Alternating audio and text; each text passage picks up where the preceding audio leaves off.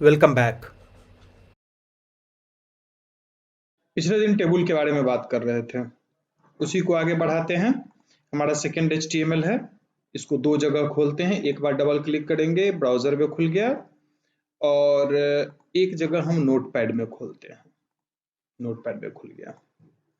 अभी तक हम एडिटर के लिए नोटपैड का यूज कर रहे थे, तो टेबल में आगे बढ़ने से पहले एडिटर अब हम चेंज करते हैं और नया एडिटर लेते हैं। क्योंकि नोटपैड एक सिंपल एडिटर है और इसमें हर चीज लिखना पड़ता है, हमें अलाइन करना पड़ता है, बहुत सारी चीजें हैं।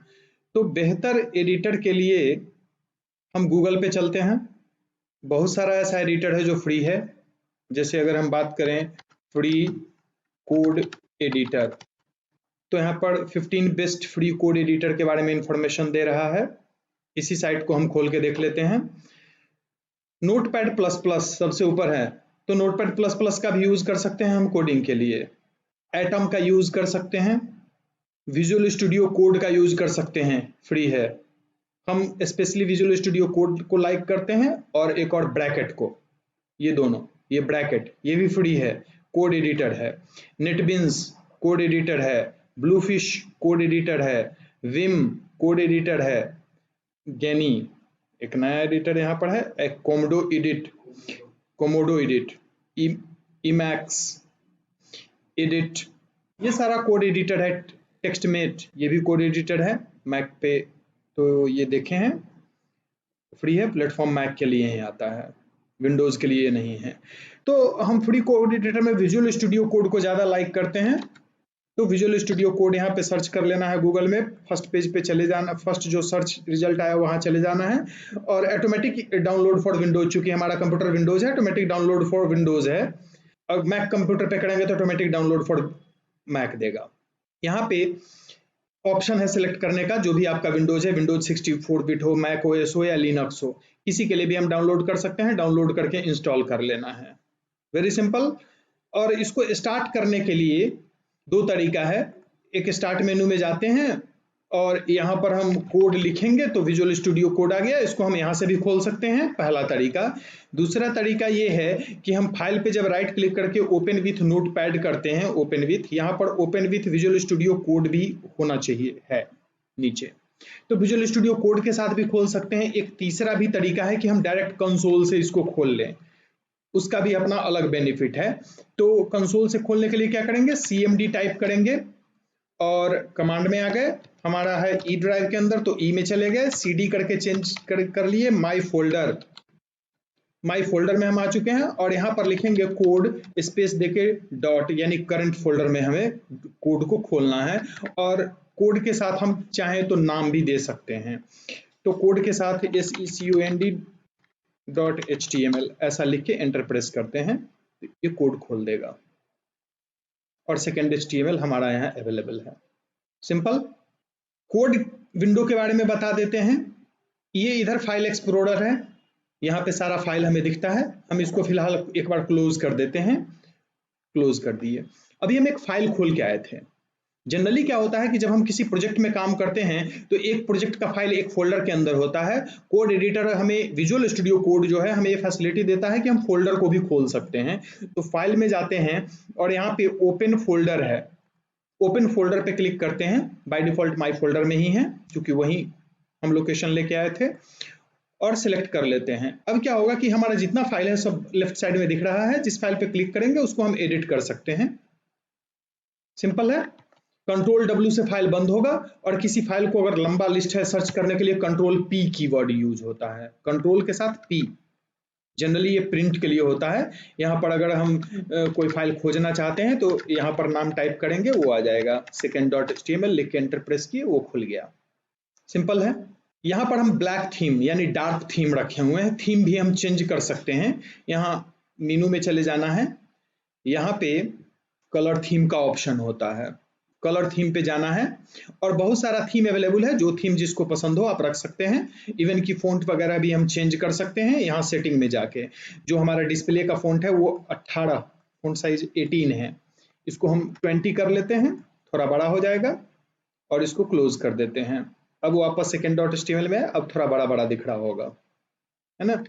यहाँ पर एक और नहीं, इसमें हाँ, कंट्रोल के साथ प्लस जूम के लिए काम करता है। सिंपल है। अगर हम बड़ा करना चाहते हैं, कंट्रोल प्लस सीधे की प्रेस करेंगे तो बड़ा करके दिखा सकते हैं।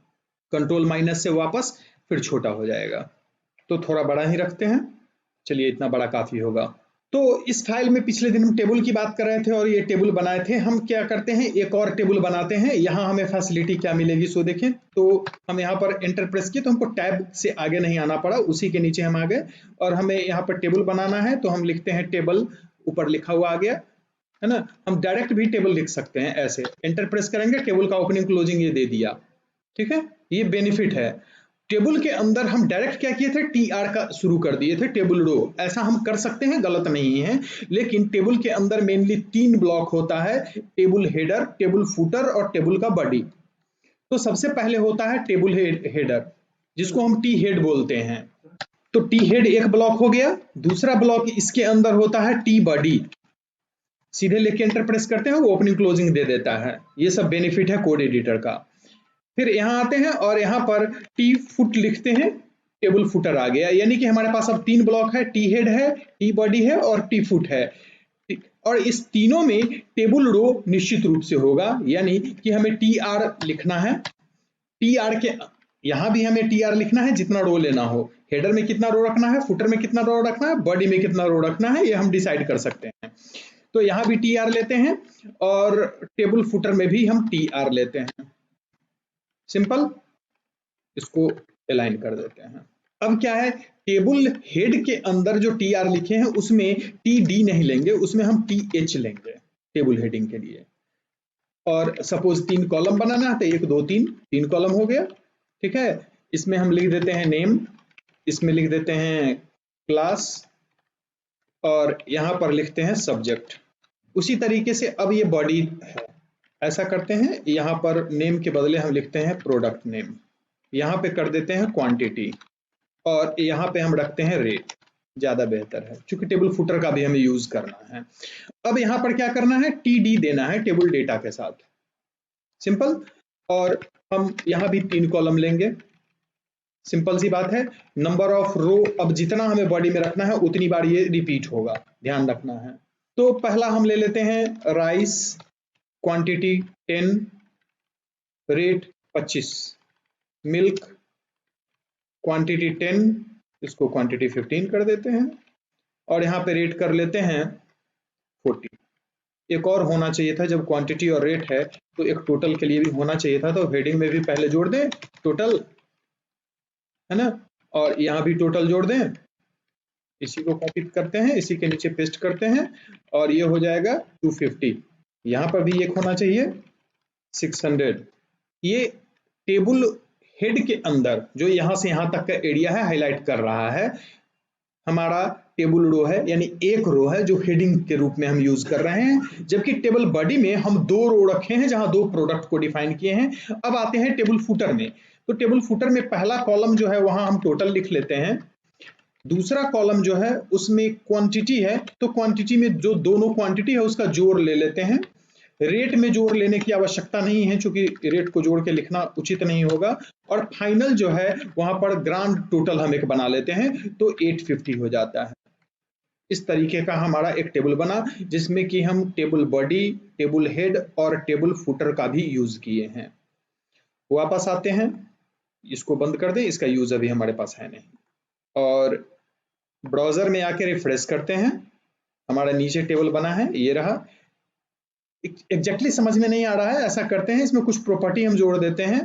पहला तो ये कि इसका विड्थ 100% करते हैं, ठीक है। और इसमें बॉर्डर भी जोड़ देते हैं, बॉर्डर 1।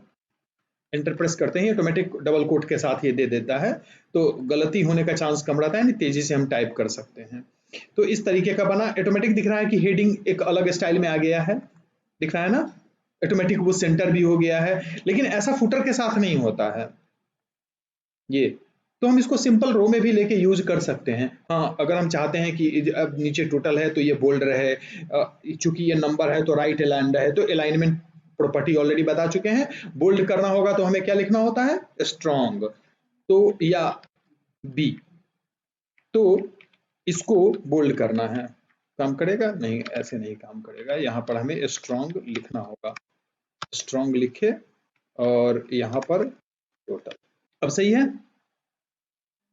इसका बैकग्राउंड चेंज कर देते हैं, देखने में दिक्कत हो रही है। तो यहाँ पर बीजी कलर जो मैजेंटा हमने लिया था, इसको हम सिंपली हटा देते हैं, इसका यूज नहीं है, वो सिर्फ इफेक्ट देने के लिए लिए थे। अब डिस्प्ले ये सही आ रहा होगा, है ना? ये बोल्ड हो चुका है ना? नेक्स्ट, अब बात ये आती है कि टेबल हम दो लिए हैं, लेकिन टेबल के नीचे ये टेबल ऑटोमेटिक चला आया है, टेबल के नीचे टेबल चला आता है। हमको अगल बगल दो टेबल लेना है, तो क्या करें? बहुत सारे तरीके हैं, एक सिंपल तरीका बताते हैं। हमें दो टेबल बनाना है। सपोज करिए कि हमारा एक टेबल ये है जो अभी हम लिए हैं, जिसमें प्रोडक्ट नेम वगैरह हमने लिखा है, और एक दूसरा टेबल हमारे पास ये है जिसमें 1.1 1.2 लिखा हुआ है। फर्स्ट वाले टेबल को छोड़ देते हैं एज इट इज, इस दोनों टेबल को हम लेफ्ट और राइट रखना चाहते हैं। बहुत सिंपल तरीका है। हम ऐसा करते हैं, एक तीसरा टेबल हम इंट्रोड्यूस करते हैं यहाँ पे, और यहाँ पर ऐसे लिखते हैं टेबल। इस टेबल के अंदर रो, एक ही रो लेते हैं, और इस टेबल के अंदर टीडी, दो कॉलम लेते हैं। फर्स्ट कॉलम में पहला टेबल और दूसरे कॉलम में दूसरा टेबल, ऐसा हम डाल देंगे। यानी सिंपली हम क्या कर रहे हैं, इसमें कोई बॉर्डर वगैरह हमने लिया भी नहीं है, तो इस पूरे टेबल को यहां से कट कर लेते हैं और यहाँ पे पेस्ट कर देते हैं। कंप्लीट टेबल के एक कॉलम में पहला टेबल हम डाल दिए, टेबल के अंदर टेबल, और ये दूसरे वाले को भी यहां से लेके यहां तक हम कट कर लेते हैं, ठीक है। और ये हमारा ये दूसरा टीडी यहाँ है ना, यहाँ। अब कंफ्यूजन हो जाएगा, तो ऐसा करते हैं कि यहाँ पे कमेंट कुछ लिखना है। हम चाहते हैं कुछ ऐसा चीज लिखें जो हमारी जानकारी के लिए हो, वो डिस्प्ले में ना आए, तो उसे हम कमेंट कहते हैं। और वो लिखने का तरीका है एक्सक्लामेशन ऐसे, और यहाँ लिखते हैं second row second column of first table. ये डिस्प्ले में नहीं आएगा। यहां पर हमने क्या किया है, दो टेबल को एक टेबल के अंदर डाल दिया है। इसको रिफ्रेश कर लेते हैं एक बार। अब यहां देखें तो हमारे पास दो टेबल है, एक लेफ्ट में है एक राइट में है? तो ये रहा टेबल का फंडा। अब अगर बात करें कि पिछले दिन हम बताए थे OL LI ऐसा करके, है ना, इसको भी हम नेस्ट कर सकते हैं। OL को भी LI को भी, LI के अंदर वो भी OL लिख सकते हैं, OL के अंदर भी LI लिख सकते हैं, पूरे OL को हम टेबल के अंदर लिख सकते हैं, ऐसा भी कर सकते हैं। बहुत आसान है। हमें करना क्या है, 1 2 3 जो है, 2 में हम चाहते हैं 2 पॉइंट देना, तो 2 को यहां से रैप कर लेते हैं, कर ले ऐसे। 2 के अंदर हम इस पूरे को उठा कर रख देते हैं। एक OL के अंदर हमने UL को डाल दिया। पहले 1 आएगा, फिर 2 आएगा, 2 के अंदर 1 2 3 आएगा, और फिर 3 आएगा। ऑटोमेटिक ये अलाइन होके भी आएगा। अब अगर यहाँ हम आते हैं, हमारा पहले ऐसे था 1 2 3 था, नीचे डॉट डॉट डॉट था, लेकिन अब क्या होगा, रिफ्रेश करते हैं तो 1 2 2 में ये 3 पॉइंट आ गया, और उसके बाद 3 आया। यानी कि ऐसा होता है ना कि एक पॉइंट फर्स्ट नंबर है, फर्स्ट का फिर सब नंबर हम लेना चाहते हैं, ऐसा 1 2 3 1 के अंदर A B ऐसा करके। तो अब ये ऑटोमेटिक एक चीज और है कि अगर हम दो इसको भी ऑर्डर्ड लिस्ट में कन्वर्ट कर देते हैं ऐसे, अब दोनों ऑर्डर्ड लिस्ट है, तो ये इतना इंटेलिजेंट है कि ऑटोमेटिक सीक्वेंस नहीं बदला, दोनों में 1 2 3 रख दिया। जबकि होना ये चाहिए था कि अगर ये 1 2 है तो फिर ये AB करके लिखते तो ज्यादा बेहतर होता, या उसका टाइप चेंज होता। तो इसके लिए भी प्रॉपर्टी है ना। उस प्रॉपर्टी के बारे में हम लोग बाद में जानेंगे, पहले कुछ और टैग के बारे में जानते हैं। तो यहाँ टेबल के बारे में बताए, नेस्ट कैसे करते हैं उसके बारे में बताए, दोनों को ज्वाइन करना यानी दो कॉलम को ज्वाइन करना और दो रो को ज्वाइन करना पिछले दिन हम बता चुके हैं।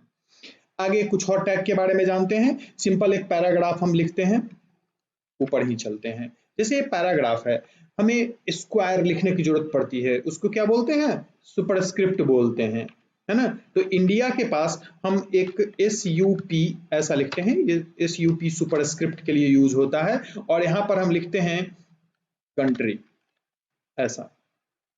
स्क्रीन पे आते हैं और इसको रिफ्रेश करते हैं, यह इंडिया के ऊपर कंट्री आपको दिख रहा होगा, दिख रहा है ना।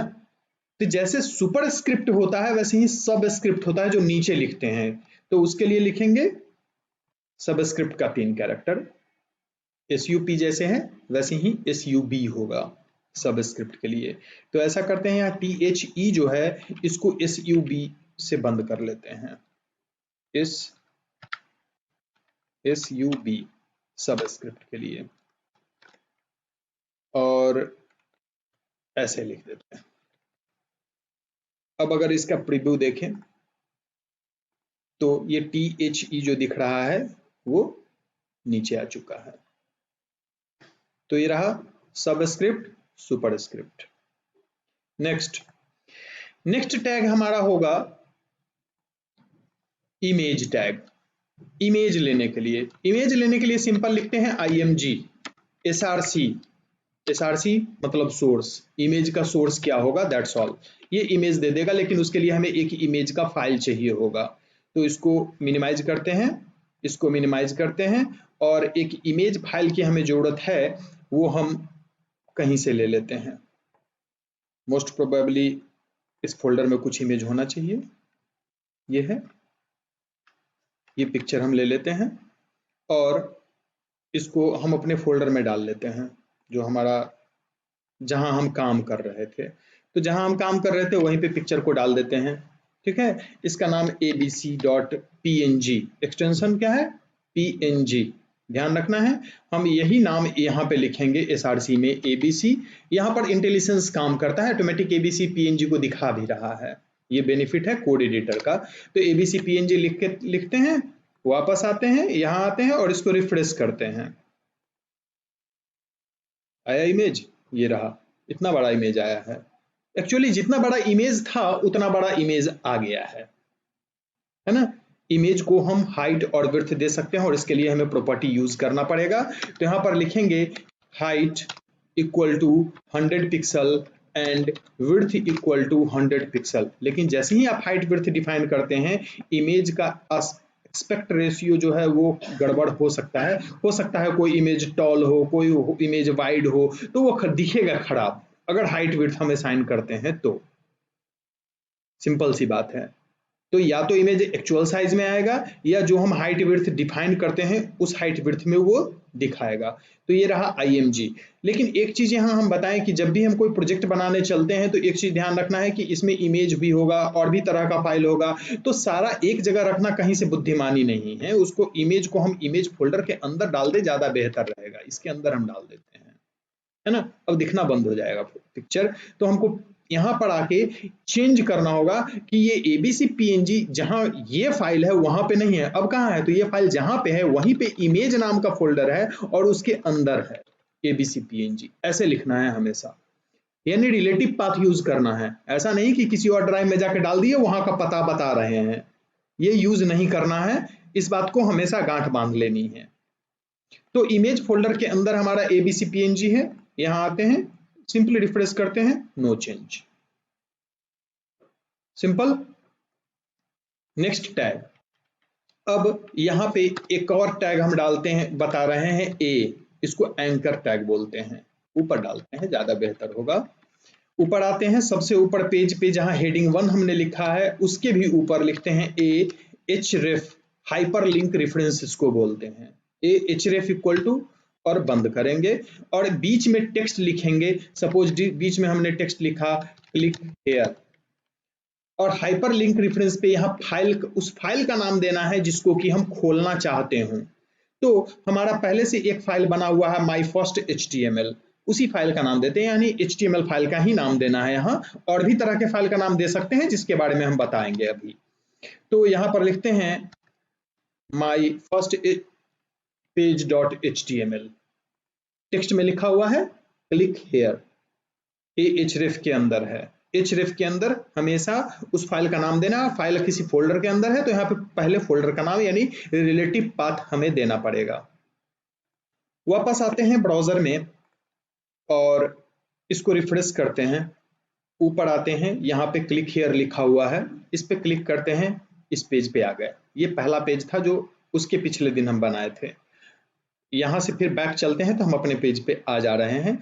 ठीक है, तो ये एक चीज देखने में देख रहे हैं कि इसी में खुल रहा है, ये जिस पेज पे हम हैं उसी पे वो रिप्लेस हो जा रहा है। अगला पेज हम चाहते नहीं क्लिक करें तो वो अलग खुले, इसको रिप्लेस ना करे। तो सिंपल एक टैग हमें जोड़ना पड़ेगा, टारगेट। टारगेट में लिखना है अंडरस्कोर ब्लैंक। क्या लिखना है? Underscore blank.